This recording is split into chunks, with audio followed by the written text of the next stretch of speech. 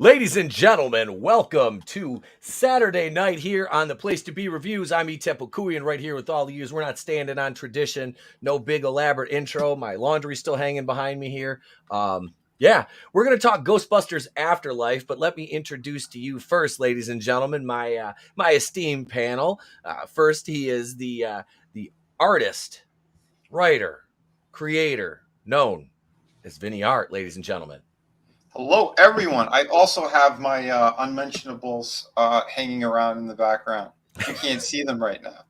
I'm looking forward to talking about this movie. I jumped into it a little bit on my Friday stream, but I didn't do any spoilers, so I figured we could discuss it more here today. Oh, yeah. We're going full on. We're going full Monty with the spoilers. Excellent. And speaking of full Monty, ladies and gentlemen, let me give it up for Mr.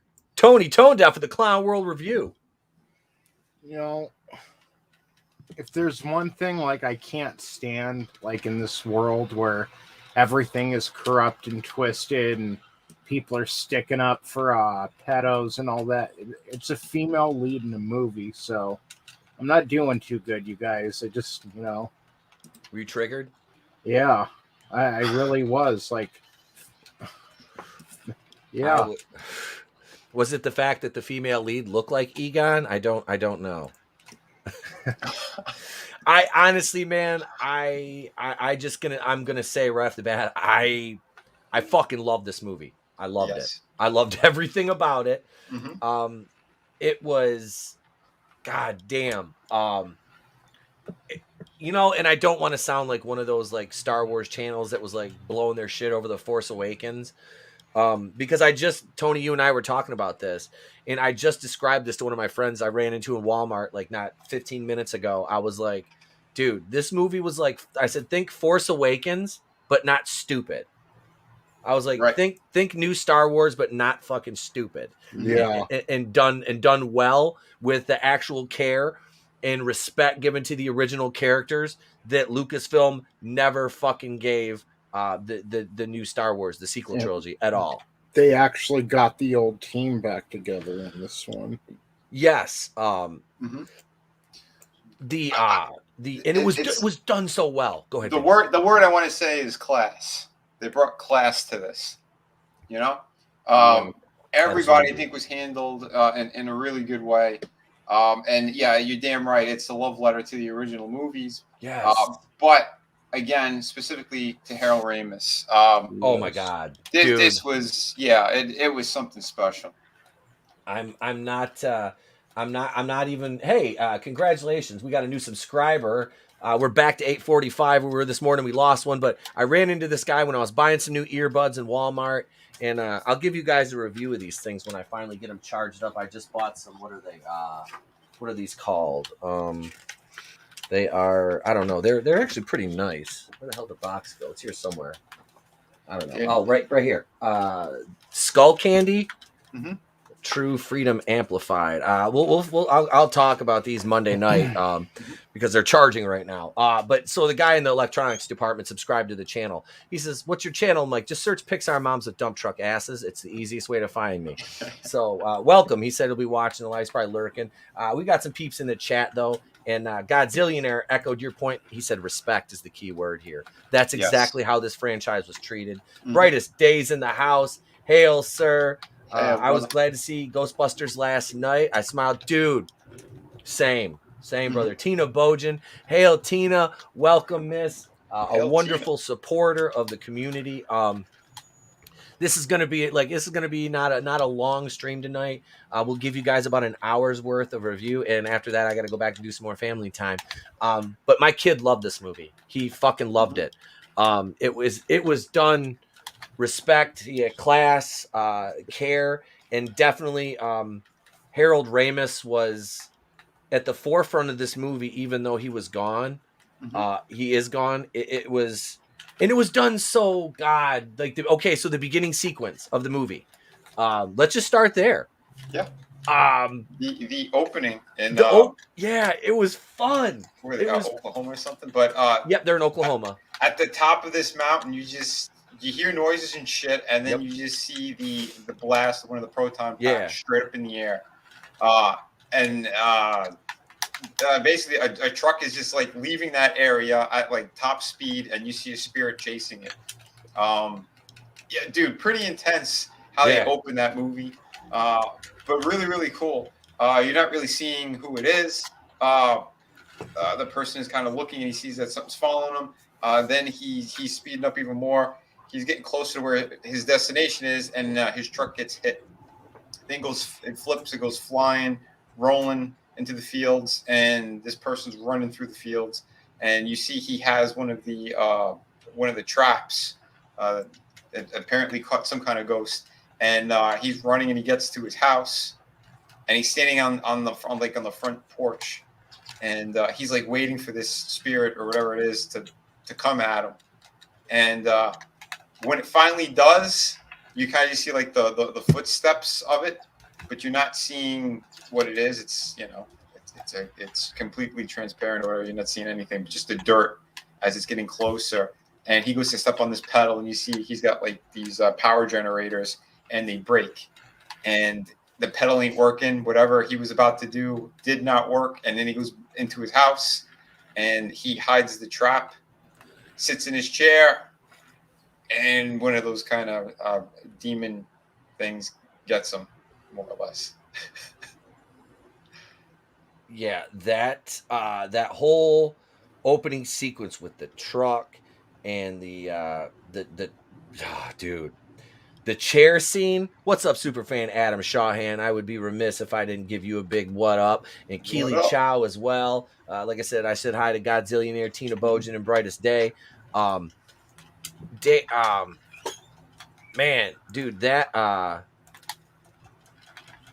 was just I don't even. That was one hell of an opener what they did. It was. And I heard Kamala Harris. Oh, sorry, not Kamala Harris. I meant Grace Randolph. Sorry, they both want innocent people in jail. I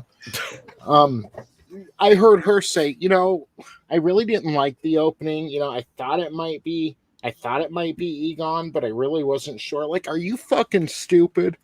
She's a retard.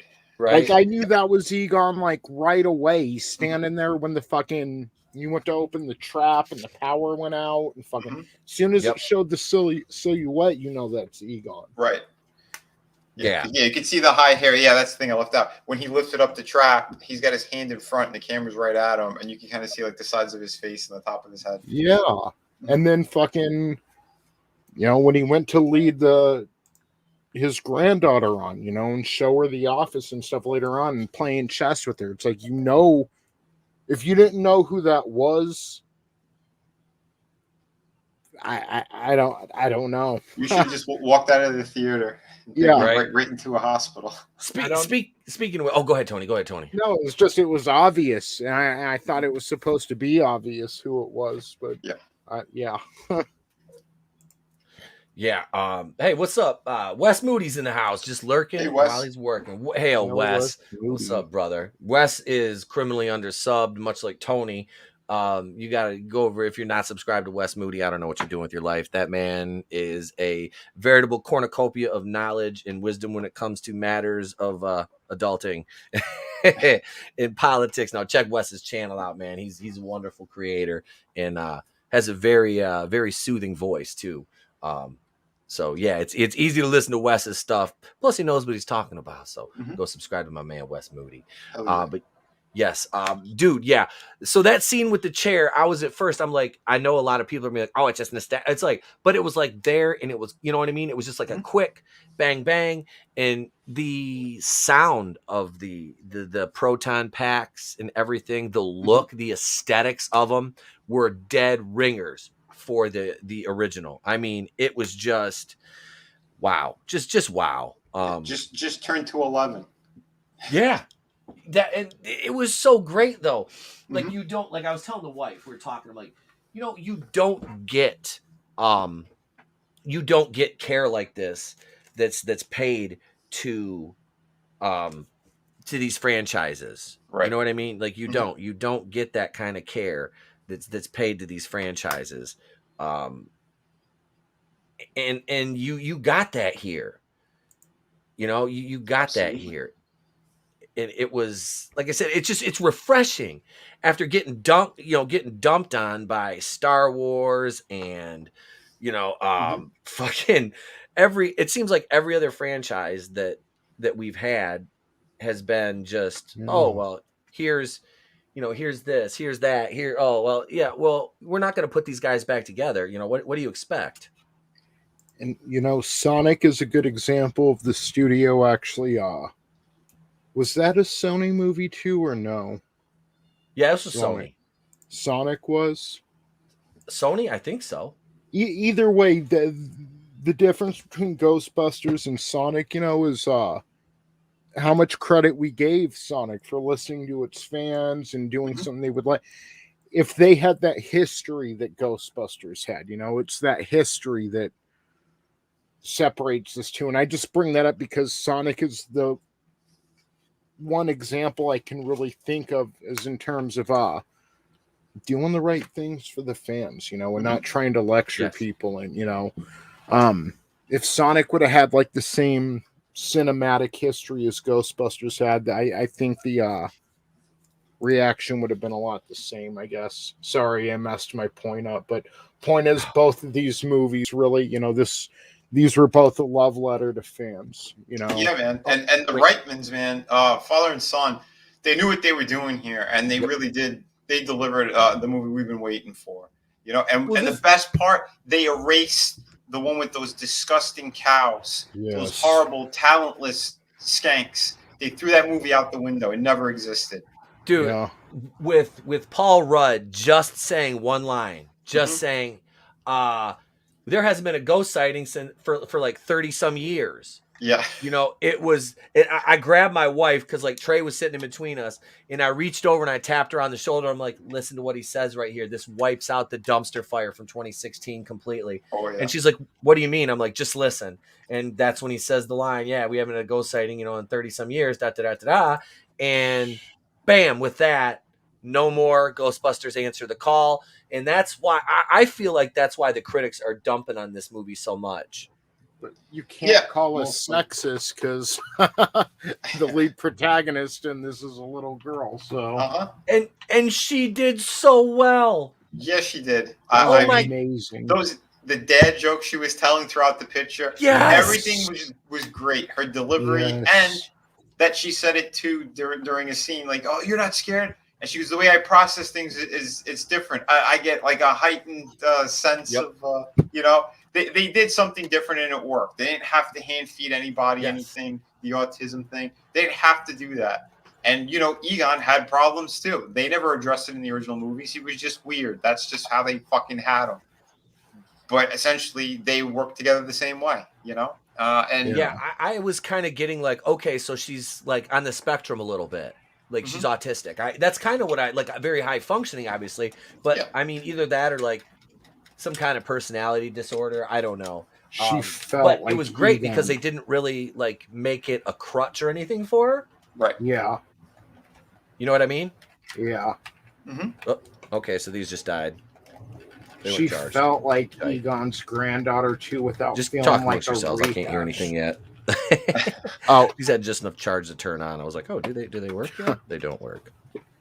I was saying, like, she felt like Egon's granddaughter without feeling like a rehash. Like, oh, well, here's the female version of Egon. Part of it was, they gave her the dad jokes to tell and just little personality quirks that reminded you of Egon, but wasn't so derivative of him, I guess. Yep, exactly. And like Godzilla said, because how the little girl was so awkward, but felt so vindicated when she found out her grandpa was a scientist. Yeah, and not only a scientist, but one of the Ghostbusters and a fucking super genius. Yes, dude, it was so good.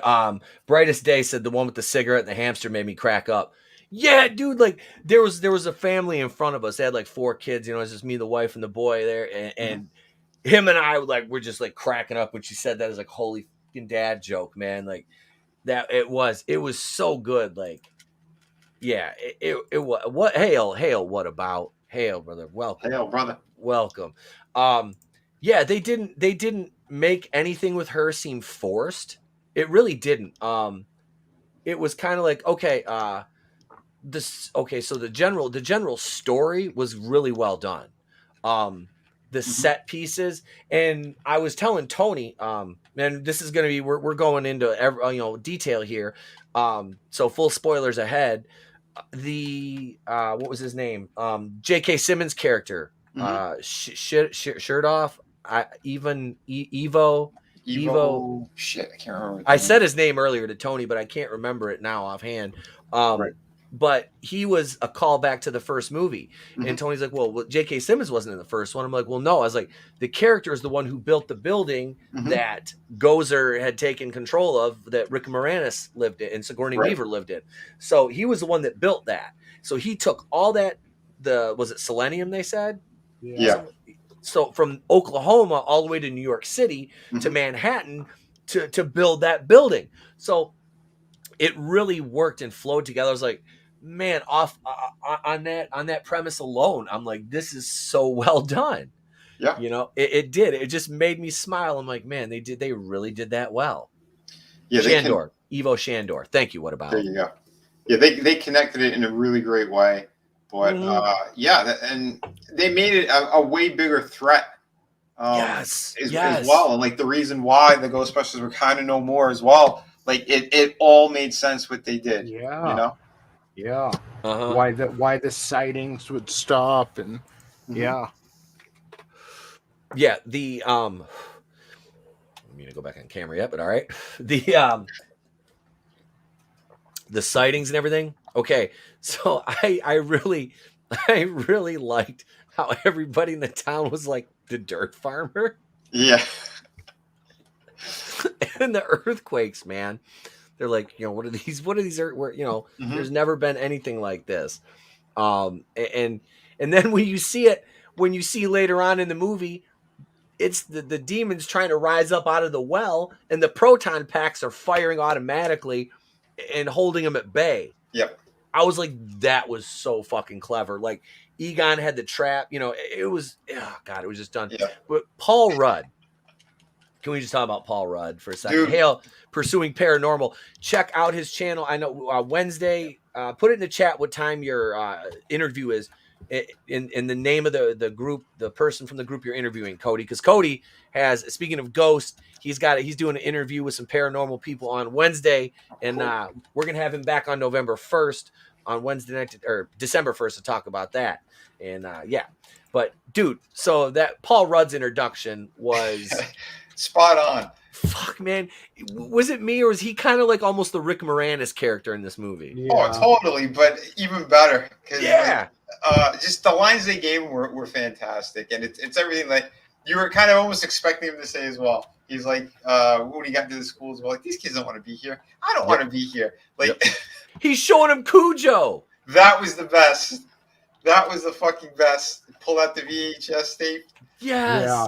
Oh, fucking God. Child's Play. Yeah. Oh, Trey was like, it's Chucky. I'm like, that's right, buddy. It's Chucky, because he watches the show with me. Can I say one part I really loved is we're in the era of Baby Groot and Baby Yoda and these cute cuddly things, and they started that with the Stay Puffed Marshmallow Men, the little mini ones. Yeah, like it came out and was acting all cute, and next thing you know, they're fucking barbecuing each other and putting each other in the blender.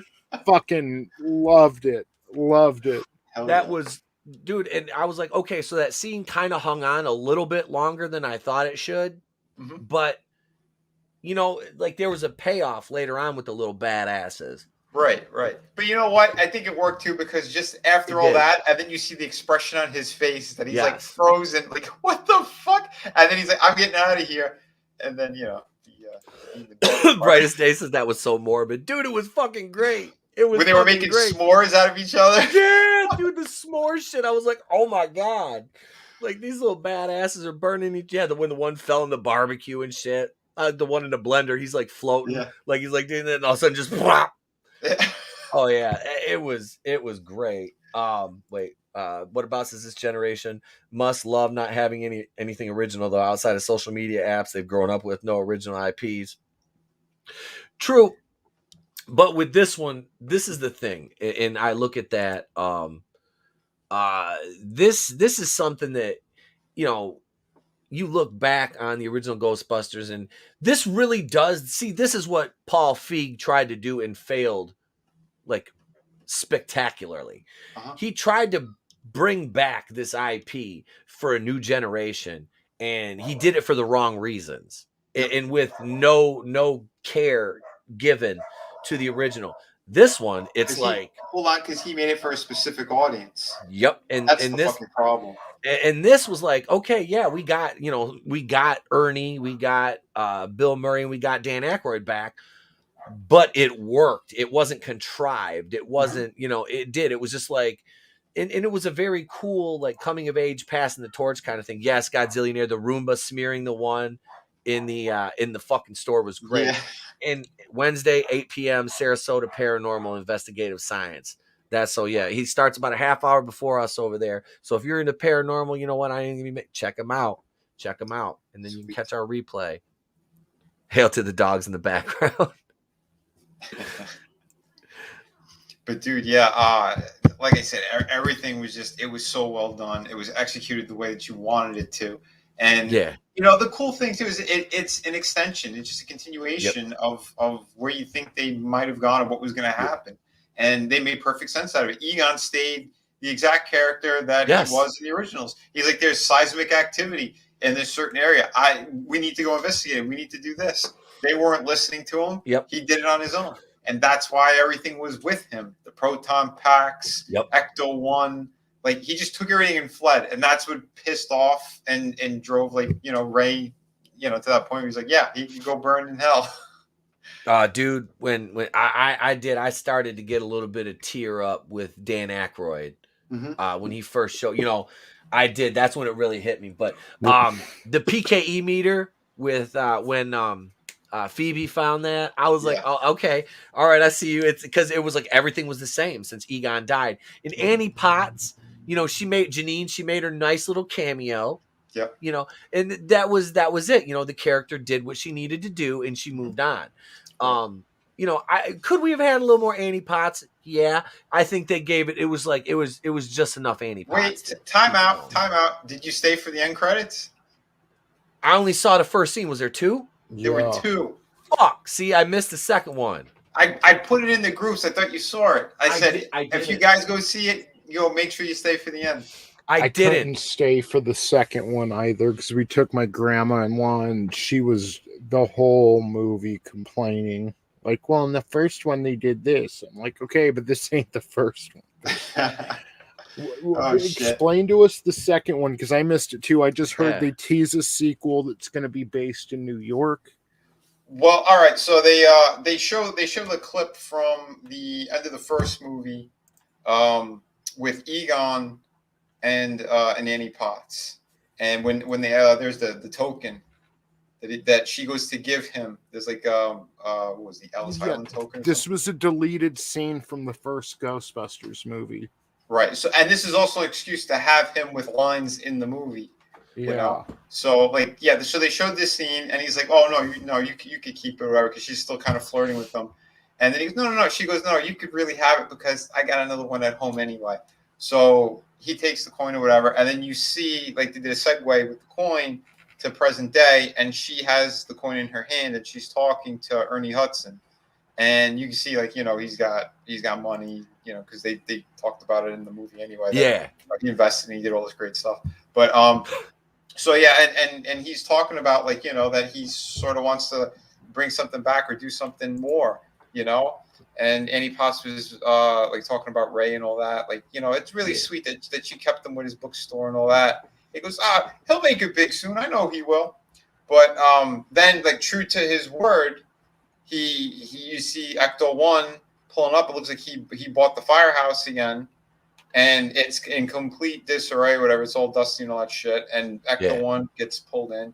You can't see who's driving, but they're, from the dialogue, it sounds like it is one of his kids. They don't really show it, but you see the containment unit, and the light is blinking, and that's where they ended it. Okay. But, like they gave him a good amount to kind of chew on between the two when they're having their conversation. I don't remember word for word what it all was, Because like I was pissing on myself at that point. I'm like, everyone's sitting Right. here. I think there's gonna be another scene. Yo, everybody left right after the movie, and I'm like, I know there's at least one scene, so we hung out, and it was just like me and Erica and Trey, and then there was like another family, or no, it was a couple older guys, because like the family left, and there was like a couple other older guys that were sitting down to the right of us, and they hung. I was like, they motherfucker, they know, so they hung out. And yeah, like they got after the second one, Trey was like, I go to the bathroom. So we fucking, I was like, I thought there was another one, but they kicked into the regular credits. And I'm like, all right, I think that's it. Yeah, it's after all the credits. It's at the very end. Yeah. So we jetted. Damn it. Yeah, they did the, and it really pissed me off too, because they did every little bit. It's the Sony logo, the Columbia logo, and another logo, and then they marveled the shit out of us. Yeah, they marveled the shit out of us is what they did. That first one though, with Bill Murray and Sigourney Weaver, dude, I was sitting there and I'm just like, oh man, this is just it made me feel good. It's a feeling I didn't get with Force Awakens. You know what I mean? Like, because there's gonna be how we could have felt. They did that right. There's gonna be a lot of parallels drawn to this, and between the two. And like I said, the article that we're going to look at after we're done going through this it poo-poos everything that this movie did. And I think this is written by somebody clearly who has a hard-on, for no pun intended, for the 2016 one. Before we jump into, can I just mention one inconsistency that kind of stuck out to me?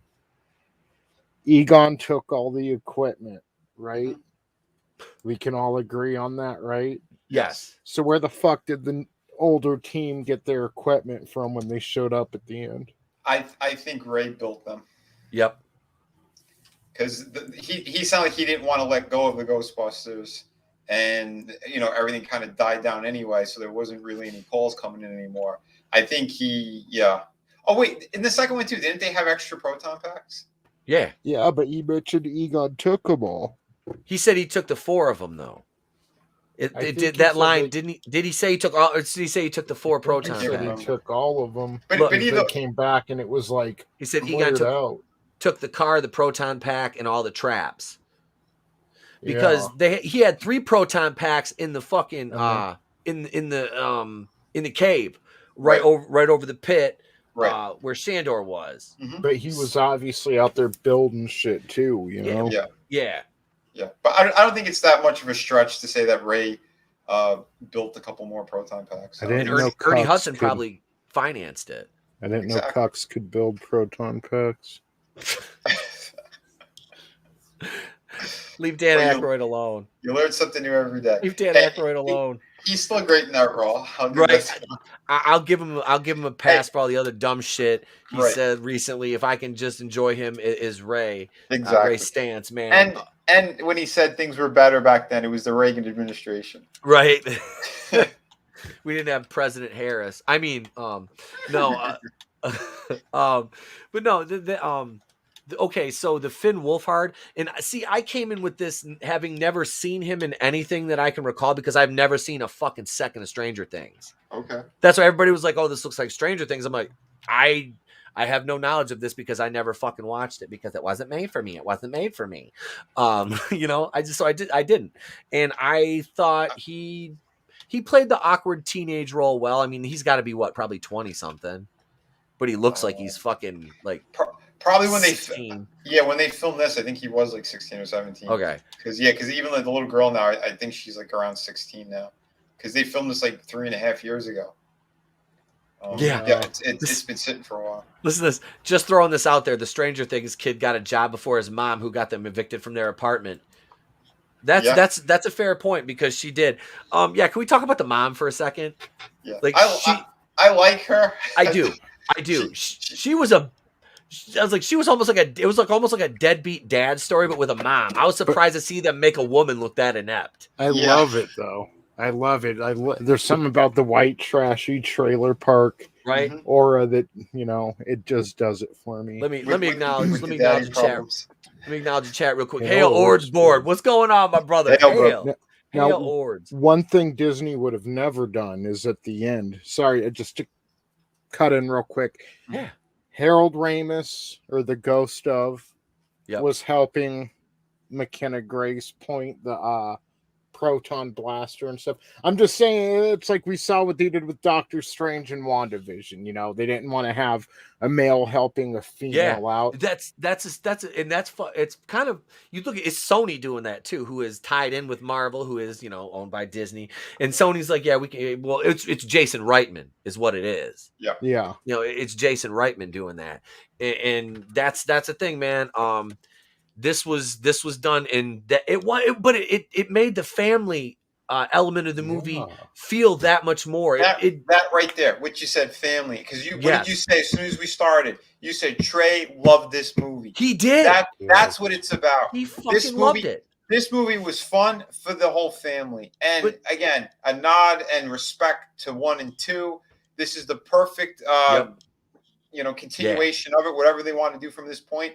It was perfect because it's meant for everyone. It has the fun. Yeah, again, not everything was super perfect about it, but I'd still say, 3 to 3.5 stars easily out of 4. You know, something else. Speaking of ripping the dress off to reveal the gold dress, Grace was saying in a review, they're like, no, they're 2 evil people, and, they were probably going to sleep together before they turned, before Zool had them anyways.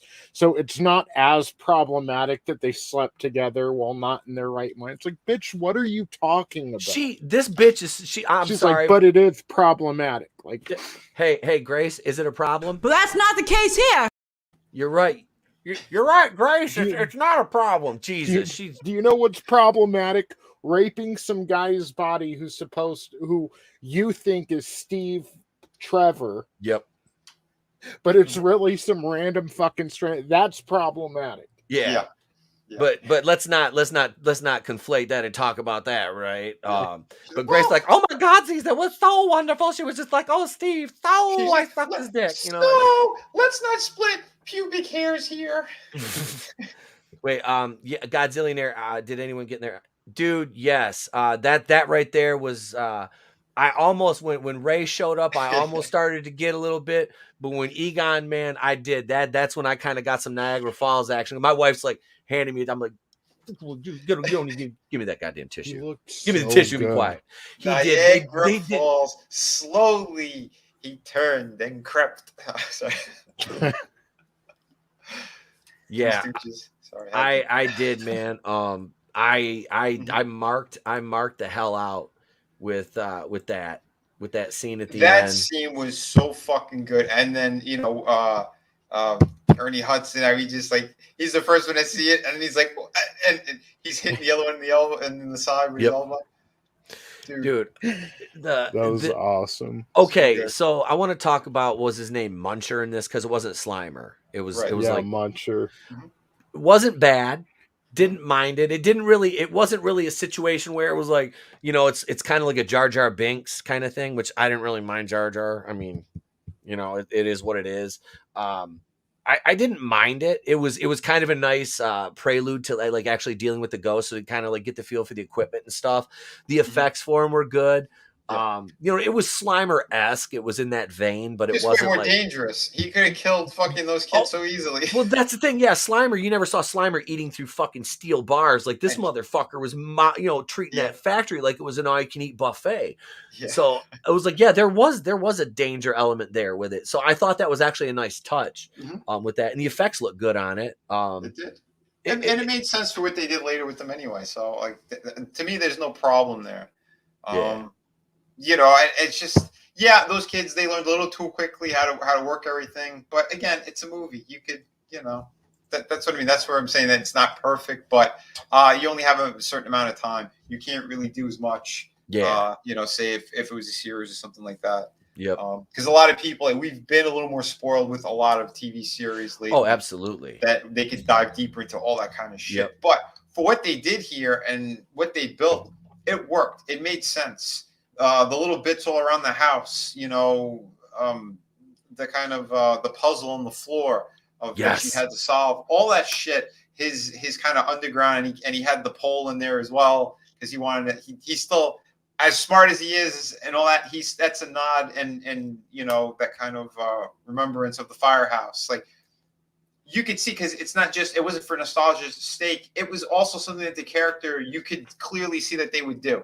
Egon would have definitely done that. Yeah. You know? Oh, absolutely. Absolutely. That's the beautiful thing about that. And that configuration on the floor, the puzzle thing was so cool. Yeah. It was. I was like, and it was funny in my head. I'm thinking of like the lament configuration from Hellraiser. I was thinking like Resident Evil, kind of. Yeah. Okay. Yeah. Like one of those puzzles. Right. Yeah. Oh, shit. But, you know, and speaking of games, too, people seem to forget there was sort of a third movie, and it was that video game. Harold Ramis, Dan Aykroyd, and a couple other people wrote the script, and the entire cast came back and voiced it over, including Bill Murray. I still need to play that. My wife got really into it, but at the time I couldn't play it. No. I couldn't either at the time. Frankie did, and he said it was absolutely fantastic. Okay, what platform is that on? I think they did release it on PS4 now, but it was PS3. Yeah, they remastered it for like the PS4 and Xbox One after that original version came out. But it's because it's good. Yeah, I really want to get that. Well, that's I've heard like if you like didn't people like edit the cutscenes together and call that like Ghostbusters 3 basically? Oh, did they? I think somebody did it before. Somebody like edited it all together. I'm like, see, it's on Nintendo Switch. Now I do want to get a Switch for sure. Is it on the Switch? That's what Cody said. Godzillionaire said it's on Steam. Hail Tim's Talk. What's up, brother? Okay, so I had to switch my headphones back over. They were charged. Yep, I got the new ones in, and these are nice. The sound quality is really good. Like it's got yeah, I like these. And they were what, $60 for these skull candy? Yeah, it's pretty nice. But I want to get Ghostbusters now. Shit. Right? Like I was talking about, it's $15 on the Switch to download. Okay. Okay. Yep. Superfan said all the cutscenes have been spliced together, edited together. Well, yeah. Well, a big part of it too is actually fucking playing, man, because you want to be able to get the ghosts and shit. Oh, I know the beginning. Yeah. In the beginning, I think you fight Stay Puft like right off the bat. See, I've never played the game. I've never played the game before, so it'll be worth checking out. I haven't either, but I'm gonna go out and get it because I just looked it up, and yeah, they still have it. It's $20 right now. Sweet. Shit, yeah. Now, is that one where everything was like DLC, or can you can actually buy the game? You would buy the game, and if there was DLC, usually when they remaster things, they include all the DLC and everything with it. Yeah. I imagine if you play it on Steam, it's probably like everything, you know, it's probably like, and it's probably all updated and everything too. So if you can play it, because who said Godzillionaire said you can get it on Steam. So I'm not like I said, I was playing my Sega Genesis last night because I had the night off. I'm like, I'm gonna play fucking Sega Genesis. I was playing NBA Showdown 94. And I have NHL Hockey 94 too, and the original Sonic and Sonic 2. Those Trey loves those. So. And before we skip over it, can we just say Olivia Wilde? Holy shit! Wait, she was Gozer. She was that's who was Gozer, was Olivia Wilde. Yeah. I didn't see it in the credits. I did not know that was her. She looked fucking amazing. I was gonna say she honestly, like I looked at it first. I'm like, is that Daisy Ridley? I'm like, I just looked at like the facial features. Yeah. But they didn't make the whole story about her, so no, it wasn't Daisy. That's what I said. I was like, okay, yeah, it can't be Ray. Yeah, she would have been like, she was Skywalker. I'm Gozer Skywalker. Okay, so the girl. What was Bokeem Woodbine? I didn't know he was in this either. I was like, oh shit, it's Bokeem. Nice. It was great to see in there. Yeah, he's a good actor. I like him. Is he going to be in Spider-Man or no? Wasn't he Shocker? He was a Shocker. Yeah, because they killed the other one. Right. Vulture did. So, maybe it'll be the Sinister Eight, huh? Why not the Sinister Eight? We got to add Rhino, Shocker, Craven's got to show up. Vulture's in the Morbius trailer. He is. And they haven't really talked about like Morbius showing up, so they're not ready. That's not a conversation they're ready to have yet, though. Well, hold on. I said 8 because Michael Keaton, he already dropped the fucking bomb. He said he's filming stuff for Spider-Man. So yeah, so it looks like there's going to be more characters in it than we thought. Well, you see, well, all right, I don't want to talk about Spider-Man right now because that's what I want to, but I don't. But no, so the what was Bokeem Woodbine? What was his daughter's name? The young girl that was Finn Wolfhard's kind of like love interest. George Floyd. George Fentanyl Sally. It was Saint Floyd. It was Saint Floyd of fentanyl. No. Fentanyl Sally. Fentanyl. Instead of Mustang Sally, fentanyl Sally. Why don't you slow your fentanyl down? I am Doomtap. I'll sing fentanyl Sally to you. Oh my god. Hail, Lucky. Thank you, Godzillionaire. Spider-Man Flashpoint. God damn it. Hail, Second Street Marvel. What's up, brother? What's up, Trinity? How you doing, man? What's going on? It's been a minute. I was watching. I was lurking in his chat a little bit earlier, and I'm like, it has been too long since we've had this cat on. All right, so Lucky, that character. You know, she was there. Not too much. We didn't really get too much from her, but I mean, you know, sheriff's daughter. Yeah. She's one of the Ghostbusters. I didn't really get like eye roll moment with her either. You know. Yeah. So that was it was nice. The only part we got a little bit of that is when they raced back to the place and like they all had to jump into their suit. Like I mean, and it just happens to be suits that fit them. That's the only thing that threw me off a bit. Yep. But other than that, like everything else was fine. Hey, Party Turkey. Vinny's here What's too. up, Ice Hot? Come here. Come over here. Hey, Trey. Here, let me put this in your ear. Hey, Vinny. Hey, do your Dr. Fauci impression for. Hold these in your ears. Do your Dr. Fauci impression for Vinny. Do the candles. Remember? Oh. It's me, Little Booster. Get your candles at drdev.com. It's me, Little Booster. It's me, Dr. Fauci. Perfect. Oh, dude, I love heads that. in the flies. What do you do? You're wrong, Rand Paul. You're wrong. What do you do? What did you do to the beagles, Fauci? What'd you do to the beagles, Fauci? I didn't put their heads in a box with fruit flies. You're right. They weren't fruit flies. Can I have those ones that you have? No, you can't have them. Can you hear in those? No. You can't hear anything? You can't have mine. Oh. I love how he hits the soft R on Booster. He knows. It's a me, Fauci. Wait, can you hear these at all? Can you hear me? Yeah. Can you hear us? You can't hear anything? Here. Yay. Come here. Hold it in. There you go. All right. Can you hear it? Yeah. Hey, Vinny. Hey, buddy. It's me, Fauci. It's me, Fauci. Hey, what did you think of the movie? Yeah, did you Good. like it? I had fun in Ghostbusters, and guess what, Tony? What? You have the fire turkey. Hey, hang on. Did Hang on. Egon All right, we'll take say his hi. boosters. You got to say hi. Say hi to Tina Bojan, Trey. Hi, Tina Bojan.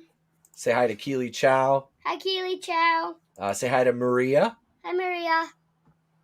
And late brightest day says Gozer's neither man nor woman. Pretty woke for 8,000 BC. Kind of cringe, but also a throwaway line. Wait, don't it's me, Amari. Yeah, that was the one thing with I was like, okay, so Gozer is just like, you know, basically ambiguous, whatever. Hey, Dad. You know, it didn't matter. A Sumerian god, so yeah, I think they could be whatever they wanted to be, but and it didn't really matter. That was it. Hey, say hi to Parrothead, Trey. Hey, Bearhead. And brightest day. Hey, brightest day. All right, time for you to sign off, buddy. All right, see ya. Bring my earbud back. He just straight walked the fuck out with my earbud.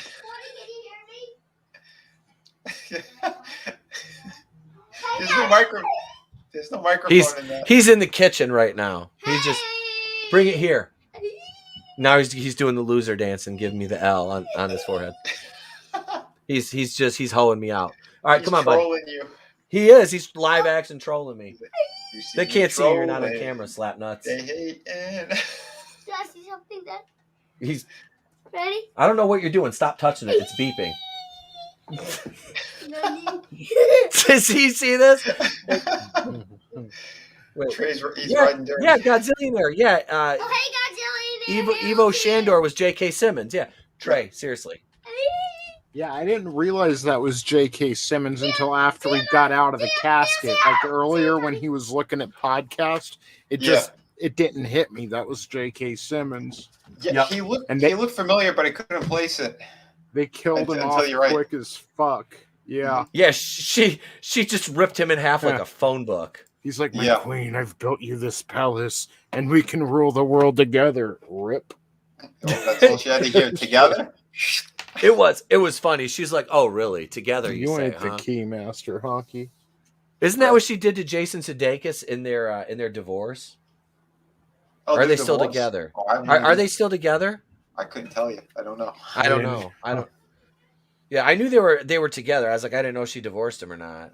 I just saw that coming. I mean, I just listen. figured. I'm still devising a master plan how to kidnap her. I mean, she's freaking. I'm the key master. That was like the first time I saw her on the OC. I was like, "Who is this?" Yeah, I said on the OC. I said on the OC. I don't care. I have no shame. Well, you watched Batwoman, so there's no surprise there. Yeah. Hey! Random Brad creators in the house. One of our contingent from down under. He says, "Hey, any good? This movie was fucking amazing, brother. It was truly amazing. It was. Wait, did you give Trey? No. He gets that for Christmas. Super fan. You know, it's funny. I saw that Superfan gave me some stuff to give to Trey for Christmas, and it's like I've had this blue Superman put away, and it's like, I was getting all the Christmas presents because we were done shopping for him like months ago, right? And I still buy random shit for him. Like I bought him He-Man and Skeletor, like the vintage ones, but you know the new style. I bought those for him, and I had him in the closet, and that blue Superman. And I was like, when the fuck did I buy these? I don't even remember getting these. But yes, Maria with T and Telly. Hail, darling, welcome.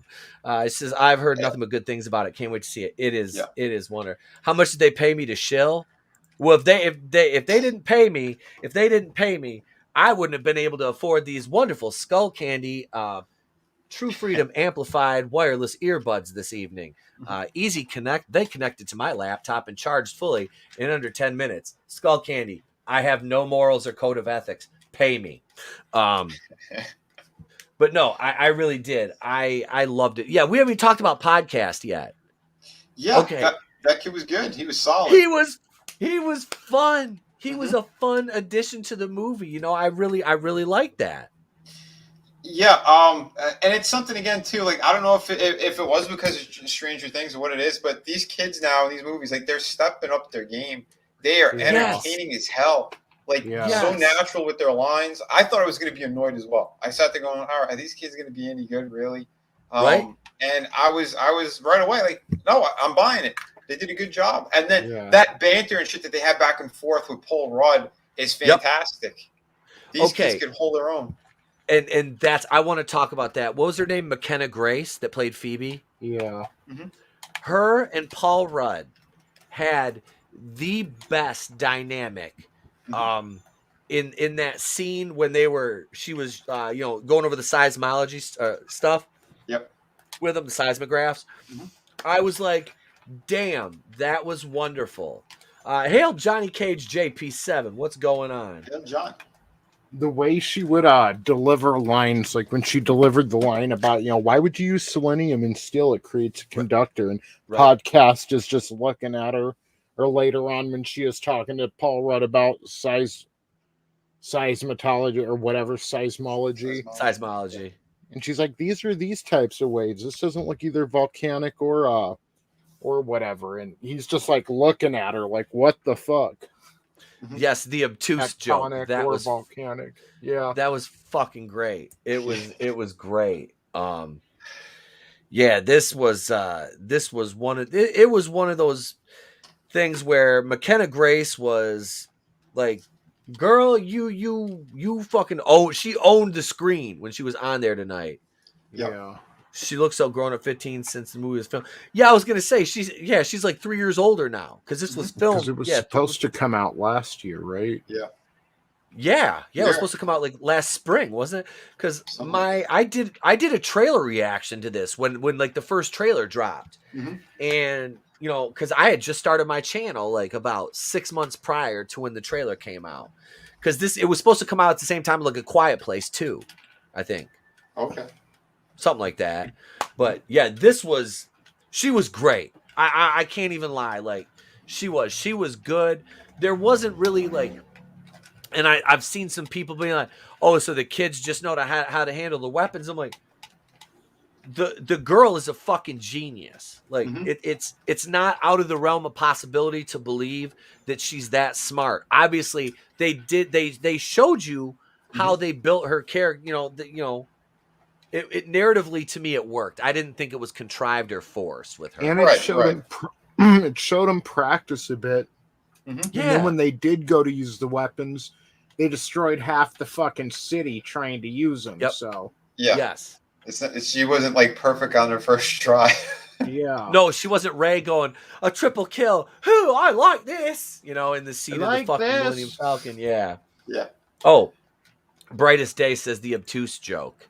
That that was the best dad joke. Yeah. The worked. obtuse jokes. It was so good. And like I said too, the pacing, I think they did it in a certain way so when you do see the ghost and you see the bigger moments, they have a lot more impact. And they really did, because that first time when Paul Rudd's like, oh, this is a great replica, and he's like, this is real. And what did they do when they went to finally open it? That burst that came out, the demon that, and he broke all the windows and all the cars and shit. Like that was a holy shit moment. Yeah. And there were a couple. Speaking of that, there were a couple jump scares in this. There were a couple jump scares where the one it was one of the dogs popped out. Gatekeeper and Keymaster. Yeah. Where the one popped out, it was like, oof, like, oh wow, okay, because it came out and out of the dark. But man, they were just the mom's acting in this when the kids came home and she was sitting there in the chair and she started fucking with podcast hair. Mom, that was so funny. Like, but I like podcast when he said, Are you the Keymaster? And he's like, he didn't know how to answer. He didn't want to say no either. Right? Like that was like what a little boy would do in that circumstance. He'd be like, am I supposed to be excited about this? Yeah, Right? and that's another thing. Like if Marvel were doing that scene, it would have ended up with a corny joke that kind of ruined it. But the humor and levity in that scene, that they did that again kind of spot on. Oh, totally. It worked. Just a damn good movie. Oh wait. This right here, Godzillionaire. She was ready to smoke that cop to get her proton pack. Dude, that shit was gangster as fuck. Well, it wasn't just that. He insulted her grandfather. That's when she grabbed it. Yeah. Just like boom, flips it on. I'm just like, oh, So you motherfucker. look at you go. Did you just insult my grandpappy? Yep. She was like, so. It was fucking great. It was great. I was like, that was gangster. She was just like, she was ready to just hit him with a fucking proton pack, just fire on him.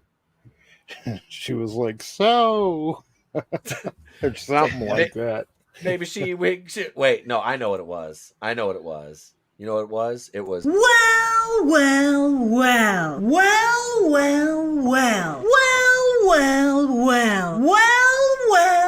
All right, that's enough. I need to make that new Grace gif. Yep, we were talking about earlier. Yep, yes. we were Thanks discussing. for reminding me. You're welcome. Well. Oh, Godzilla, yes. Are you a god? Ray, yeah. Yes, where I'm a god. We're all gods here. She delivered it so well. I mean, just, damn good. I wanted more of her, to be honest. I'm like the two movies I was really looking forward to were Dune and Ghostbusters. So Yes. I'm happy right now. Yeah, I'm I still have feeling yet to good. see Dune, but I was very happy with Ghostbusters. I enjoyed Venom 2 as well. That movie Yep. has more problems, but it was still an enjoyable flick. So Yeah. not disappointed with the ones that I've seen so far. And Again, we all rank that very high too. Just so everybody knows, Venom, we all rank that movie very highly. Venom would have been a worse movie at 2 hours. And I'm not saying but I'm saying it was good at 90 minutes. But if they would have made it 2 hours, it would have brought it down for me. It was I can't get over that. Just the perfect length, and it feels good to have a nice 90-minute action movie again. Right. Because everything has to be Eternals too. Eternals would have been better if it was hour 45 minutes, 2 hours or something. Your review was so fantastic. Thank Yes. you. Thank you. Oh shit. Yes, dude. Murray, how he was Bill Murray, how he was giving the lines, you know? Oh, Holy dude. shit. Bill Murray has not lost a step. No. He's still that razor sharp wit. Mhm. Man, he was good. And Finn Wolfhard, like I said, having never seen Stranger Things at all. You would first like of all, to be honest, at least the first 2 seasons were really good. I might check it out. And first of all, let me just say that Tim's talk kind of looks like Finn Wolfhard. A little bit. I'm sure, Tim, I'm sure you're a little bit older. Driver more. Not that he hasn't heard that, but it's like but he's a good, he could do some Finn Wolfhard TikTok videos, I think. What I like about it's my bad, dude. No, go ahead. You're all right, brother. Go ahead. No, I was just saying he has that kind of Spielbergian look to him. You know, Finn Wolfhard. Yes. When you saw, he looked almost like an 80s kid or a kid from one of the movies back in the 80s walking around in his t-shirt and hair. He's got that distinct look to him, which is missing nowadays from actors. Like a lot of these people just blend in, from Chris Pine to Channing Tatum, and they don't really have a distinct look about them. They all look the same. So yeah, Finn Wolfhard does look like an 80s kid. He does. His look alone brings something to the table. It does. Yeah, it does. But again, I think that's why Stranger Things was really well done, because all those kids, they had good chemistry as well. And the story is pretty damn solid and tight. So yeah, you're gonna get nostalgia all over that, but it's still kind of its own thing anyway. So it was good. But Nano Reaper nailed it with Eternals. It would have been better if it stayed on the cutting floor. Oh God, yeah. That movie's a pile. That movie's a pile of shit. Yeah, I want to see that shit. Pile of shit. And that's another reason I'm happy. Like Sony, fucking here's to you, because they're a smaller studio than Warner Brothers, Disney. Yeah, on the technology side of things, they're a pretty massive company, but their movie studio isn't that big. So to have them knock 2 in a row out, and now the Spider-Man's coming. That's gonna make money. I don't know how good it's gonna be, but it's gonna make money. Sure, dude. This Spider-Man movie is gonna make all the dough. It is. Fuck Disney, man. I'm glad that another studio's starting to win a little bit. And that's it, because the money from this Spider-Man movie is going to Sony. That's who's making the money on this one. Yeah. And I can go back to a video I did in 2019, but here we are talking about fucking Disney again. Fuck. Welcome to going to. I know. Been dominating the industry for years. And this, back in 2019, I did a video. It was. Do you guys remember when Spider-Man defaulted back to Sony? Yeah, when they had the contract. Yep. Yeah. I did a video, and that's the one video, and it's funny. YouTube said they're going to take away the dislike button to help smaller creators. I'm a smaller creator, and that's a video I got ratioed on, and I never once whined about it, because I'm like, at that point, I was like, enough people watched my video for me to get ratioed. Fuck yeah. You know what I mean? So, because I only been around for a couple months at that point.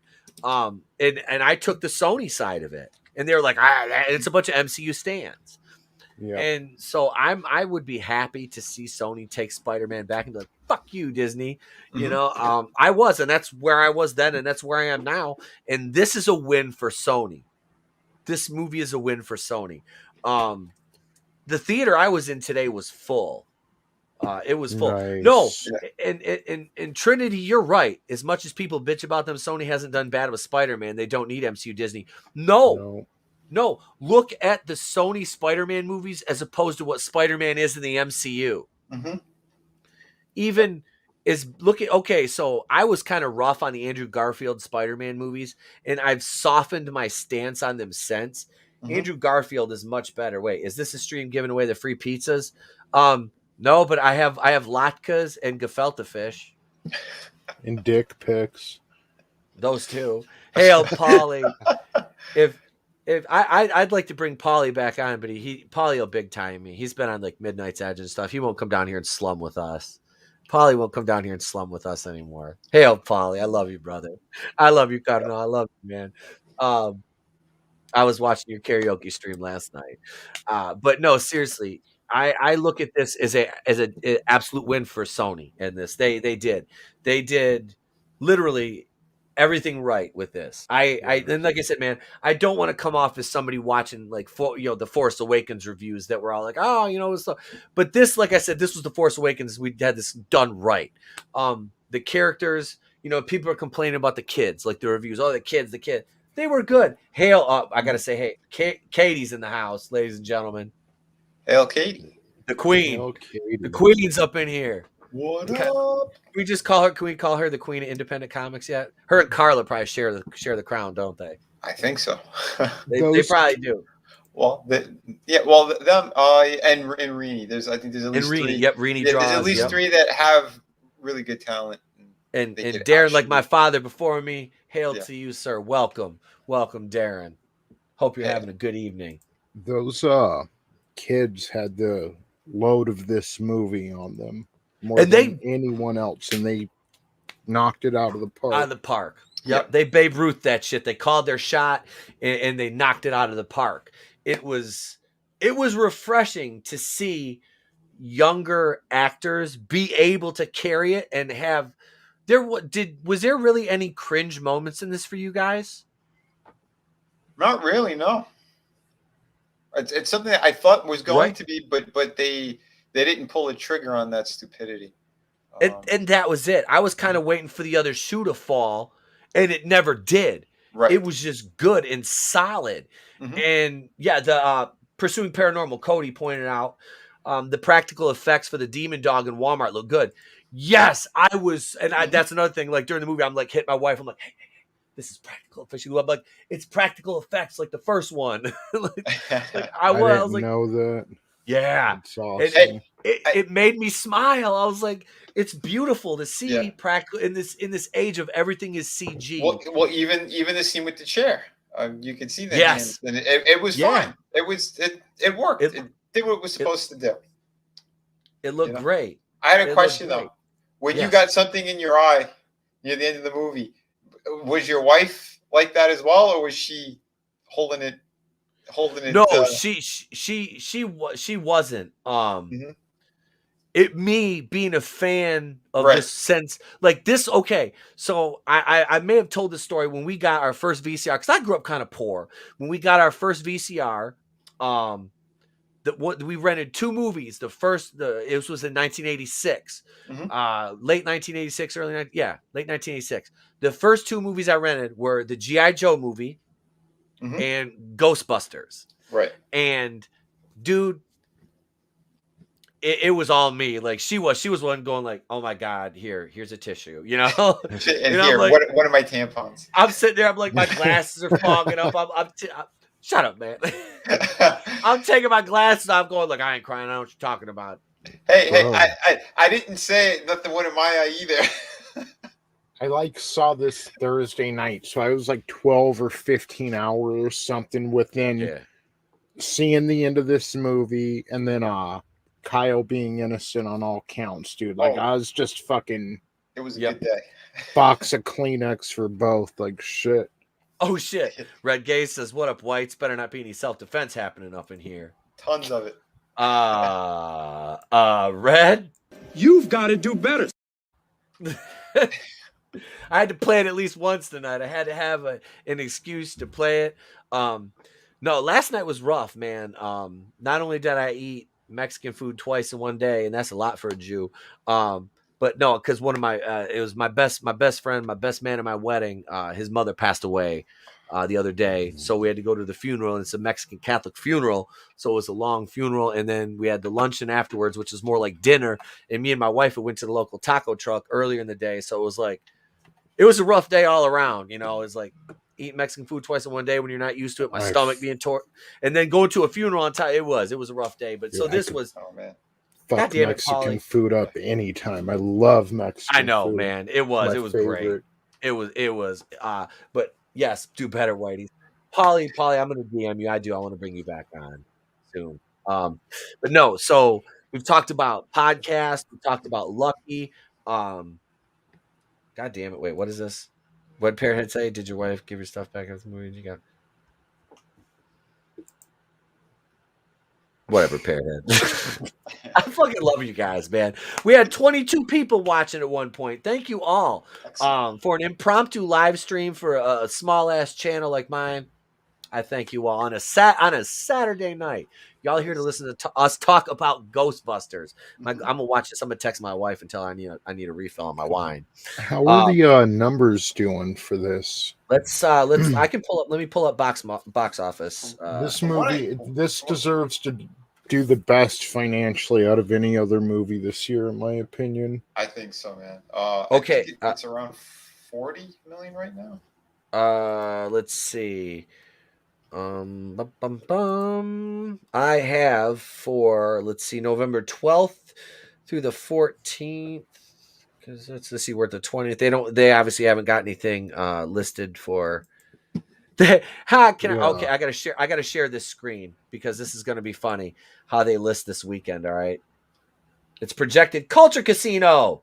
Hey, we got some heavy. There's some heavy hitters. There's some heavy hitters in the chat here watching us little guys. I love it, man. I love it. Welcome, Excellent, Culture. Yes. So far, it looks like it beat the number that they were expecting because they were expecting 30 to 35. Yeah, and it's going to be 40 so far. Hopefully it'll rake in even more because it really does deserve it. Look at October 8th through 11th, Indigenous Peoples Weekend. But here we go, right here. So this the 12th through the 14th, they didn't have it. God damn it, that's not what I wanted to do. Dailies, that's what I wanted to do. Go back to dailies. November 19th. We'll check yesterday. So here's Afterlife. Came in at 16.5 yesterday. Nice. That's good for a Friday. It is. That's decent. But I don't know what they did on the Thursday preview though. I don't know. I don't know. See, I saw it on Thursday. I caught a really early screening because the only chance I got to go see it. Yeah. See, I was just gonna go to my local theater. Like I said, I had to run out to what, and I have to address this because I told Tony this earlier, and I don't know if I mentioned it earlier in the stream, but so how we get there that we have a 2:00 matinee showing, right? We got there, sat down. It was like about 1:45, 1:50. We got in our seats. 2:00 preview start rolling, right? Right. Spider-Man preview. I wasn't really paying attention for anything else in that. They go to the preview for West Side Story. Projectionist says, pause the fucking movie. She pauses the movie. She's like, we're going to wait for other people to come in and sit down. I'm like, I was like Kevin Hart. I was like, why the fuck you pause the movie? I'm like, when I was a kid, if you said it was a 2 p.m. showtime, your ass better be there sitting down at about 1:45, 1:50. So you get a seat, you catch the previews, you're there when the movie starts. Right. They paused this motherfucker for 15 to 20 minutes and waited. That's crazy. 2 people came. So the wife's like, at about 15 minutes in, the wife's like, I'm going to take the boy to the bathroom. I'm like, okay. So they get up, fucking they're gone 3 minutes, fucking movie starts. I'm like, so they come in like 3 minutes into the movie, so it's, a minute or so of credits and, the opening sequence. So they missed a little bit of the opener. I'm like, are you kidding me? Like, so I was in it's a small family owned theater. But I've been going to the one, like I said, the Pines, which is right by my house. I've been going to that theater since I was 3 years old. Outside of the 6 years I moved away from my hometown before I moved back, I've never once, and I've never been in another theater anywhere where they've paused the movie for people to come in and sit down. Now, if I was late, I'd appreciate that. But being somebody who is punctual and understands when a movie starts at 2, be there 15 minutes early. Like, yeah, I was kind of like, what the fuck? You know, I was a little pissed. I'm like, this speaks to a larger problem with their generation. Like, you'll wait for me. Like, nobody, fuck you. Start the movie. I paid my money. It's because Whitmer's husband called. Hey, I'm the governor's husband. Can you pause the trailers, please? We heard the FBI was looking to, kidnap her again, allegedly. Yeah, the FBI. That's it. Hey, 12 out of 15 guys were FBI, but fuck me, right? We busted 3 people who got goaded into a plot. Hey, you want to come with us? We're going to go on a little joyride. Sure. You brought me a piece of pizza? Yeah. All right. I got a piece of pizza, guys. All right. Daddy, Excellent. it's good. All right, buddy. Thank you. It's really filling. All right, good. I got a whole pizza to cook when we're done. All right. Thank you, No, buddy. we just ate the pizza. Oh, you did? Well, I brought 2 because I'm fat and I needed one to myself. No. Oh, he's back. No. Jesus. Look at this kid. And Get I'm him a getting- proton He's pack got already. Mike Tyson. Good God. Okay, hey, stop biting. Uh-oh, he is Mike Tyson. He's biting. He is. He's like, chewing on my hand. He's like, I got your jab right here. Ah! Come here. Stop, goofball. Ah, that's it. I can't beat a child. No, on a live don't do stream. that. Shut your camera off. I was going to. The worst thing. Oh, now he's tickling me. Shite. He's going to come back and E-Tep has a black eye. He just punched me in the throat and told me to take it. No, I'm just kidding. Don't punch me in the throat. Uh-oh. All right. I'm gonna Hey, punch you in the throat. go back and chill with mommy. All right. Daddy, I love you. I will eat that. Thank you. Let me see you eat. Have one bite of it. All right. So I got to take a bite of pizza. All right. Here, ready? Buy pizza. There you go. How is it? That's good stuff. And guess what, Dad? Dad. And now we're back to biting me. And now he's shaking his ass at me. Thank you. And then guess What? All right. Oh, shit. Hey, wait. Bring me my bottle of wine. He says, what bottle of Hey. wine? You got to be, what, at least 18 to serve wine? It is cold pizza. And there's cheese in the crust. I'll save that for later. I got water. I guess I'll settle for water. Till he's gonna come in here with my bottle of wine. Watch, unless my wife stops him. Superfan says, which bottle? He knows which one's mine. The big one. I wish. What's his name? My sketchbook 340 was here to call me a trailer park Karen for that shit.